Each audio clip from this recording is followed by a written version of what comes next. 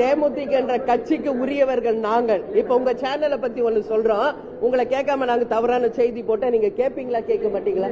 இல்ல, நான் கேட்கறதுக்கு நீங்க பதில் சொல்லுங்க. அந்த உத்தேச பட்டியலை வெளியிட்டது யார், அதை தான் நான் கேட்கிறேன். எனக்கு வேற எந்த ஆன்சரும் வேண்டாம்.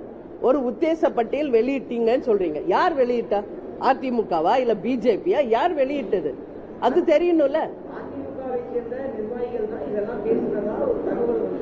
எந்த நிர்வாகிகள் பேசினாங்க அது தெரியணும். தெரியாம ஒரு சேனல்ல தயவு செஞ்சு நியூஸ் போடாதீங்க, புரியுதுங்களா?